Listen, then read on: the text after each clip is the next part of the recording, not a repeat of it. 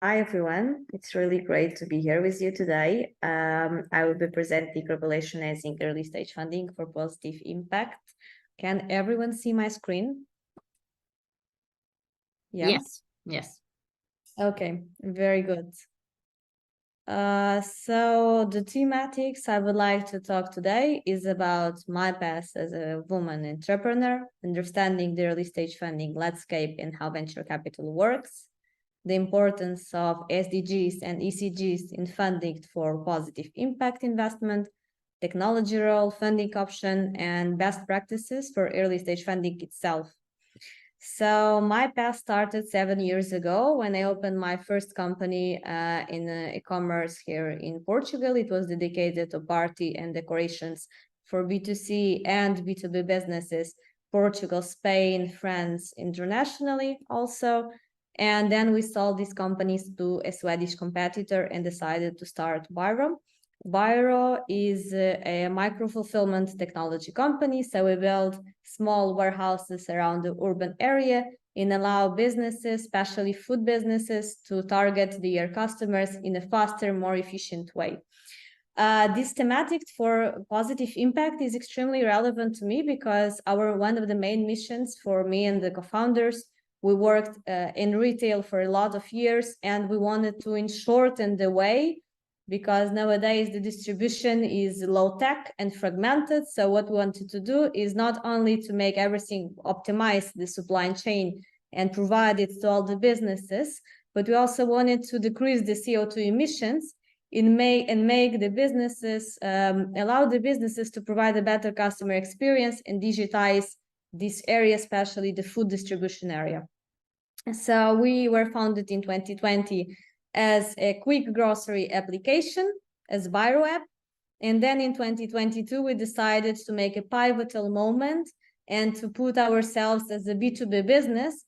Also, the technology that we have built and we're using only for ourselves, we decided to democratize the access to everyone, to every brand, every producer, every retailer had the ability to use our urban distribution supply chain for any need, not only for building the direct to consumer channels like the D2C part and be in different platforms at the same time, but also for the B2B businesses.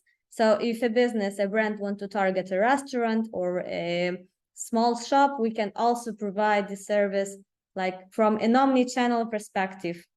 I'm talking about it because all the technology that you will ever make have to have positive impact and you have to be anti-fragile to be able to adapt easily to different circumstances. Either is a bear market and the venture capital money is gone because something is happening globally, and your company have to always build sustainable businesses. So even though we're talking about impact investing, making a better future, the profits matter, and we have always to be focused on building sustainable businesses if we want to succeed and thrive. We have raised 5.4 million. We brought this international investment into Portugal and made the difference. We're the first company making such a big seed round of international investors itself. And we are the first batch of the Unicorn Factory program. So I wanted really to talk with you about the early stage funding, especially because we have positive investment resources, but most of them are not seen and everything is kind of mixed. So between the startup, pre-seed and seed rounds, here we have kind of a valley of death because not a lot of startups never actually find the product market fit. And I bring this today because this is the typical funding path that we see, but people a lot don't give the value to the bootstrap startups. So especially when we're talking about like building startups which are very focused on impact, the startups need an extra support because the VC money, the venture capitalists, they're very focused on the financial goals. So if you have a company which is successful financial and have these impact goals, they will tell a lot about it and will cherish these initiatives and these SDGs. But if you only focus on the SDGs, and the positive impact that you will make in 10 years, you will not receive the funding, or you will not be taken serious. So you always have to prove yourself very well. So for the early stage pre-seed seed, we have different resources that I will later talk to you, but I always recommend, if you can, to start bootstrap, to get the first traction, to understand, is your product a vitamin or is it actually a real pain, a real problem that you're solving? Because if your product isn't having any traction, you're losing your valuable time, and this makes a total difference in your life. I have a lot of time of different startups that I mentor, and sometimes they're struggling on an idea and are not able to let go this idea, and are not able to. They can be resilient, but they cannot adapt to the changes that the markets have, the regulations have, and you have always to be attentive and to try A/B testing, try different parts, different distribution channels, to understand, can you survive this valley of death?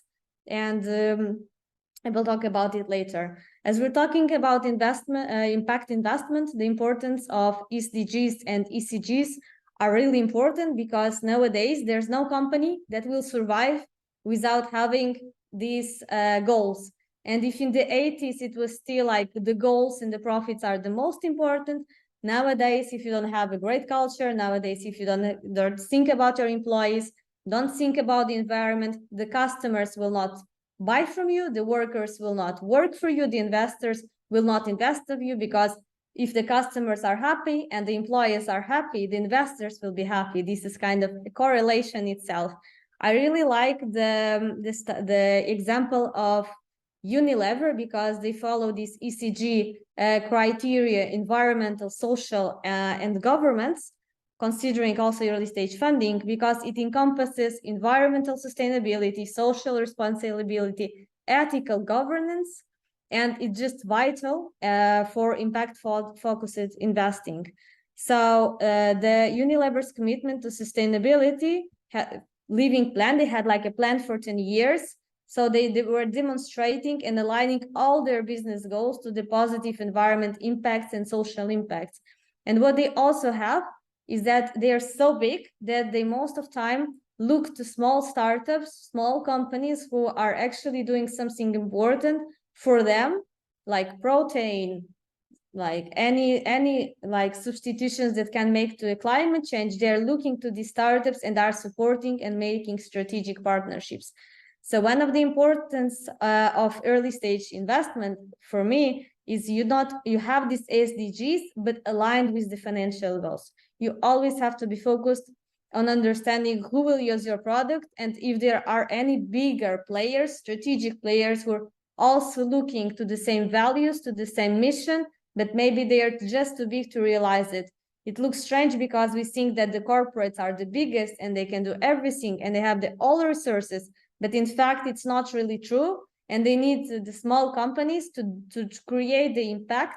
They need the talent, they need the startups to be aligned to these goals and to create a responsible social and a better future for everyone. Again, profits always matter. I have worked with more than 100 impact investors in the last 3 years. And even though they all focus on the planet, the profits matter. They need to see the first traction. So sometimes I really see a lot of founders who are very overloaded with the idea of either is it's the CO2 emissions or decrease of the food wastage. You really need to understand at what market you are, what are the problems, and then you have to have the sustainability at the core base, but it cannot only be the sustainability you care about. So you can have the sustainability vision and mission always by hand with you, but you still have to do the business. And even though your business cannot be perfect at the beginning, you will have the plan to put this sustainability and to increase the sustainability goals as your company grows. Technology plays a really vital part in reshaping early stage funding because of the amazing companies that raises the impact investors and actually look for this purpose, not only, okay, I want to do profit, but I will invest in a company where is product market fit, and in the same time we will change the world, we will do a better future, we will change for more environmental friendly resources. I really like two cases. I wanted two real study cases to share with you. We have the Ampere. It's an aviation startup that was leveraged by data analytics, and they do a lot of hydrogen aircraft technology to revolutionize air travel. So basically they are doing lowest carbon emissions airplane travel for everyone. And they right now, the fuel consumption have a CO2 reduction of 40 to 50%. But the main core of the business was creating air travel. They were optimizing the air travel. And then they started to change everything to a more hydrogen, to more environmental friendly, starting to decrease this consumption. And right now, of course, they're a successful company backed with great investors, raised millions of funding because they have a great mission. The customers are going forward because they have the same values as the company, but they were not saying we were just decrease the CO2 emissions and didn't have an airplane at place. Other startup is the Too Good To Go, which was founded in Denmark with an amazing groups of entrepreneurs, and their mission was always to address the issue of food waste. So as the restaurants at the end of the day had a lot of in the grocery store wastage, there was a problem that where a lot of people also going, you know, to take these products from not from the store, but they were wasted, and they were taking the products from other more sympathetic places. So this app not allowed people to take products that are actually good, that are actually can be eaten or used at the same day. So this Too Good To Go application really made the difference, not only for the restaurants where we're not wastaging, but also to the customers itself. I wanted to bring some funding options to you so we can discuss, because normally the startups think only about the first picture I shared with you, which was the VC capital. So you have, but the VCs, the venture capital investors, they are looking for multiples, and they will not invest in you if they don't see that you can bring them 2 or 3 multiples who will cover the fund and who will increase their results as the fund. So a lot of funds cannot support you because their goal is to find these from these 40 companies 1 or 2 heroes who will cover all the fund. So when you're an entrepreneur, you really have to understand that you will hear a lot of no's, accept it, and it doesn't mean that your idea isn't worth it. You know, we have Airbnb as an example, who was like a lot of years ago, it was like sharing your own home. Are you crazy? Nobody will want it. But at the same time, the entrepreneurs, the founders believed so much in idea. They found these small investors, not the top 5 who were undervaluing their ideas and it will not be famous, and made a lot of money. They found the investors that believed in them, that supported them, that understood the problem, had the expertise. So you really have to find your own way and your own investment until you prove that your product and your startup has a great worth. Bootstrapping was the way we started in Biro. So from our previous exit, we decided to reinvest and open this, to build the fulfillment technology before going to raise. So we actually found some first product market fit, and then we went to the first results to the investors. Another part is crowdfunding. Crowdfunding, there it's like a platform where you post your idea, you post your mission, your social goals, and the public, the normal public, can support you.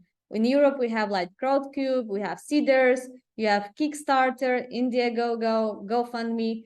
There's a really cool example of how Quickstarter founded Oculus VR, because Oculus VR successfully raised funds on Kickstarter and demonstrated how crowdfunding can enable technological innovation and social impact. So put yourselves out there, see the critics, find people who support your mission, because in the early stage you really have to do the good storytelling, and you have to work on this.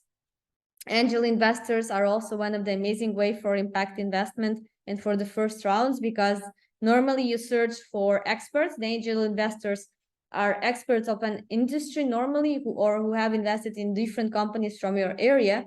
So it's not about the funding, it's more about the smart money, about the knowledge, about the connections, about the introductions, the door opening that can happen for you. So you have to approach angel investors. You have to, from a really human touch point of view, explain them your mission, explain why are you talking to them, and you can find really a big support finding the right angel investor. And impact investing are exceptionally the funds who only invest in making the future for the best. We have a lot of in Europe, but again, they're very selective, and you really have to have the first traction. So before going here, either you have a really warm introduction and someone who truly feels what you're doing, and then you raise around press it straightforward, and it's amazing. But sometimes you need to create a network who believes in you, a big, strong network who support your idea, who support you until you go to these bigger funds or investors. One another thing I truly believe early stage founders should do, and they're not doing. We have a lot of grants and competitions happening across Europe.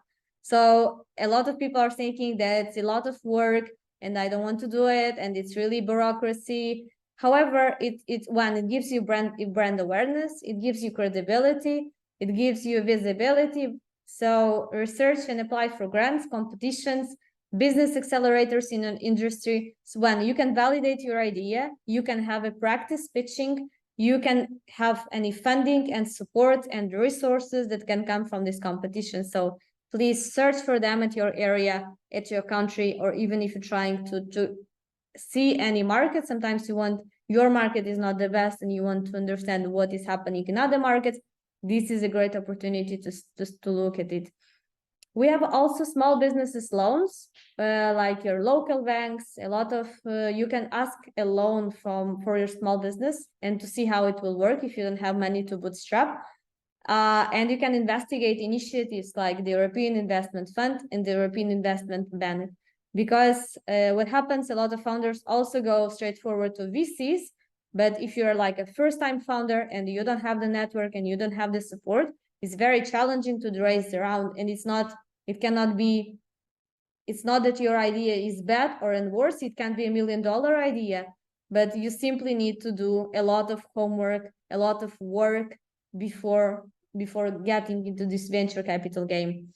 And one of the other ones I truly value a lot are the strategic partnerships itself, because larger companies and organizations can provide the funding, the spaces, the resources, or even the distribution channels, because the distribution channels, it will help you to spread your product and increase when you feel this first product market fit, you really will have find a first distribution channel, but you will have to find more distribution channels. And these big companies, if they understand your mission, if you go to them and you ask, what is the strategy for innovation for the next quarters? What are you doing? What are you valuing? You really have to be at the same line with them, because they can really be a great support for you. They can be a strategic partnership for a long-term goal, for funding, opening introduction, a big study case. So don't focus only on investors, focus on your clients, focus on your customers, focus on these partnerships, because it will help you to pass the value of this. You have to really focus every day. You have to take the decisions quickly. You have to be easily to adapt, and you have to be anti-fragile. Measurement of and evaluation of impact. It's a really important part, because we talk about how we're doing impact, how we're implementing the SDGs, how we're all making a better future. But if we don't measure, it doesn't exist. We don't have the numbers to back it. So you have always to have an evaluation, a measurement. And here I bring the certification of B Corporation. So the B Lab created the B Corp certification, which is a kind of rigorous assessment, how the company is making impact on the workers, on the community, environment, and the customers. And we have companies like Patagonia and Ben & Jerry who embraced this assessment and made a showcasing of how measurement can drive responsible business practices.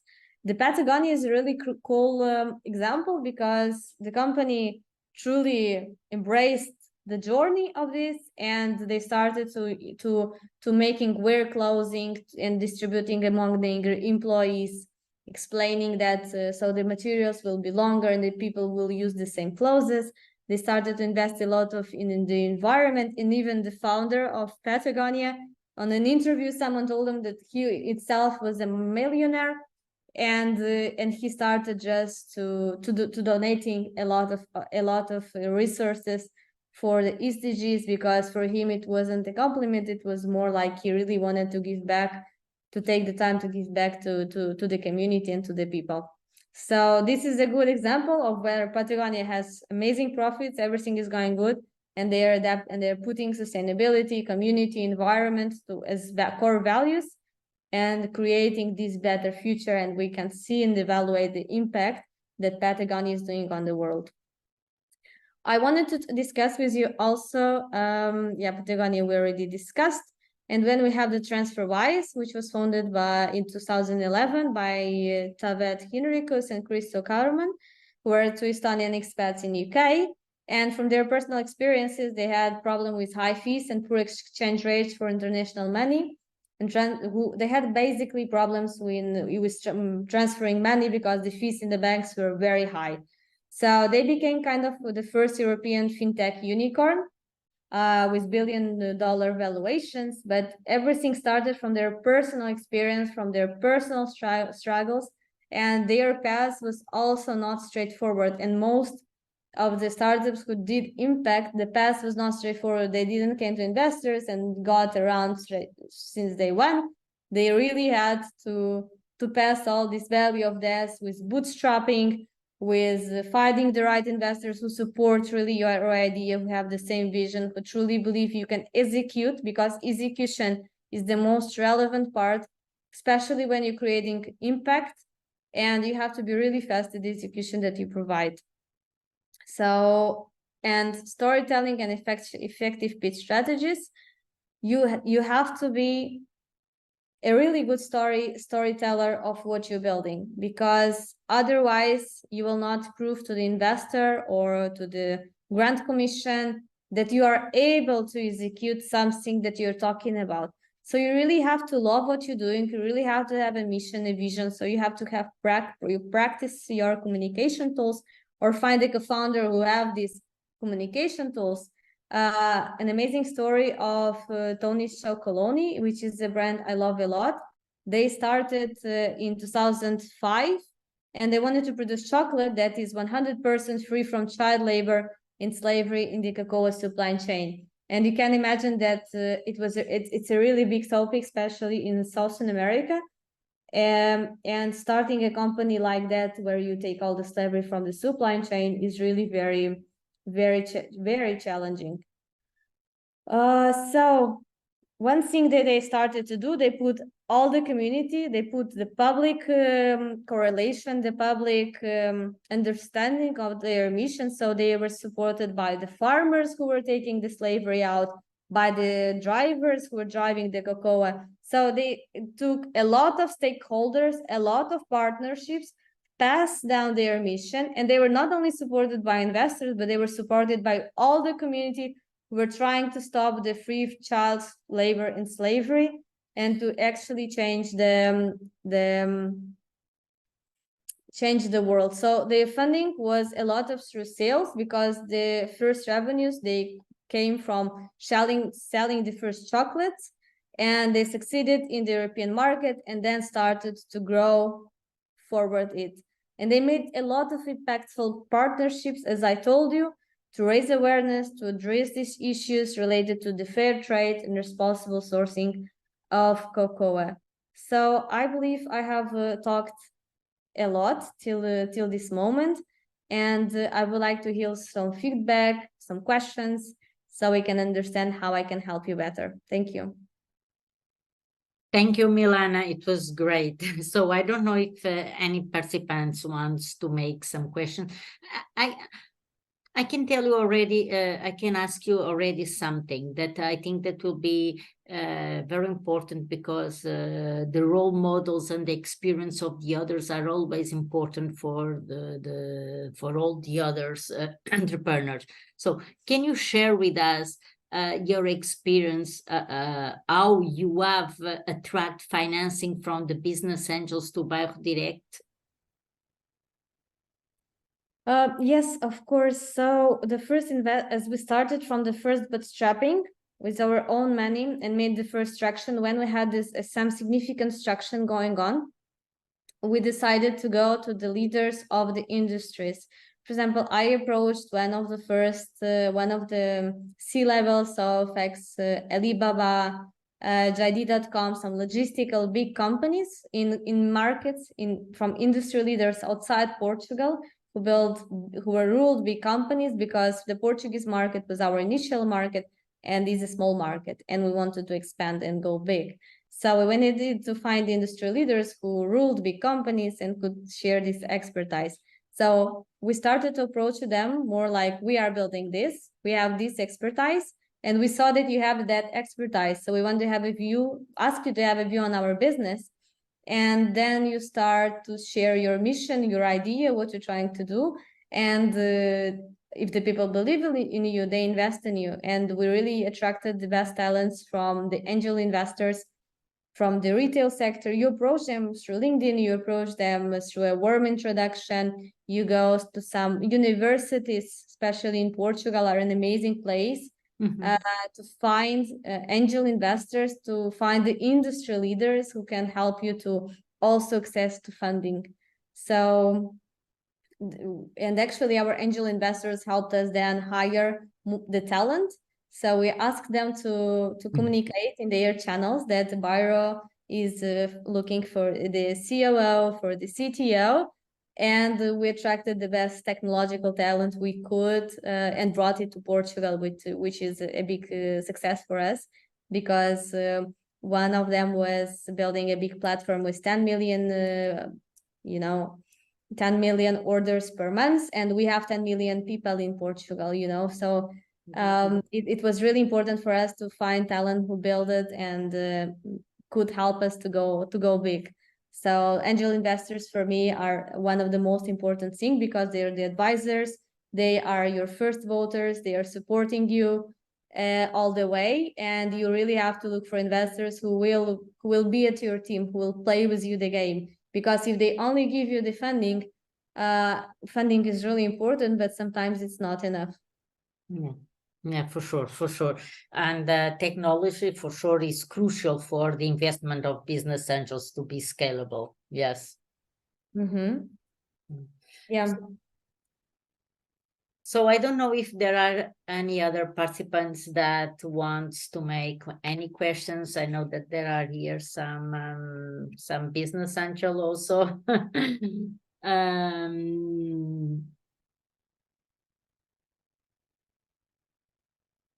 Yeah, but I only add that for our country here in Portugal and in small countries of Europe, I think you really have to connect with the community to build a strong network of people who will support your ideas, who will see that you are a real person, who will start to hear you.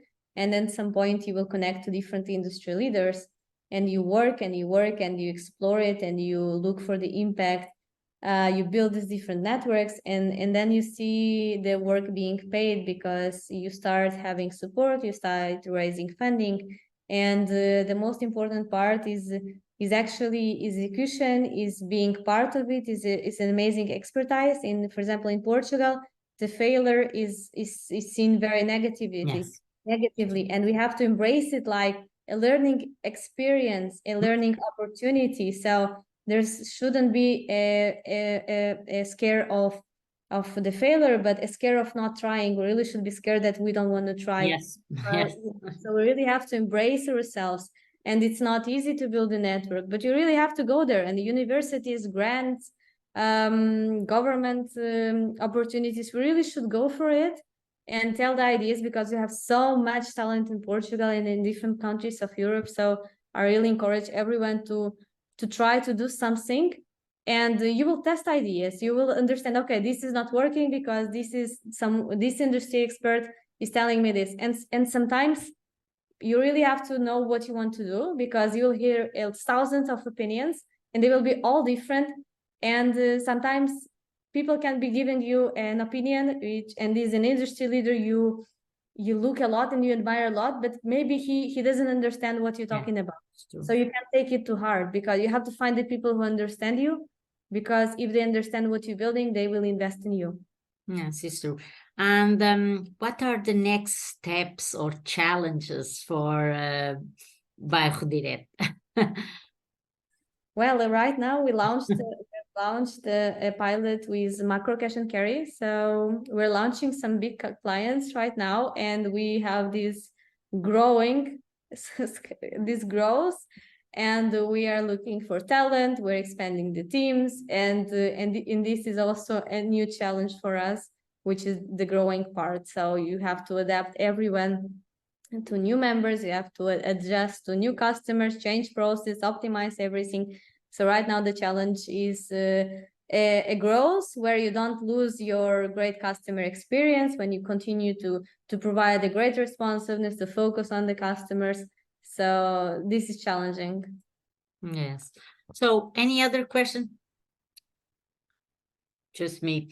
Okay, so I want to thank you very much, Milana, for being here with us today. It was great, and we wish you all the success for this growth of Bairro Direto, and we'll follow you very closely. Thank you very much. And if anyone will have any question or want to share their idea with me, I'm always available.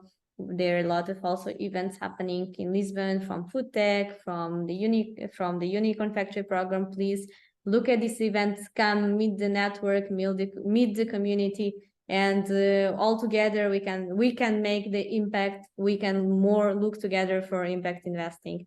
So thank you so much for inviting me. I really enjoyed talking to you. Thank you very much, and we will share your presentation and your contacts to all the participants, okay, after, and will be also the presentation available in the website of the project, but we'll share also by email to all the participants so that they can have this knowledge that you have shared with us. So thank you very much. So thank you all participants to be here with us. We'll see you soon, and thank you very much. Bye.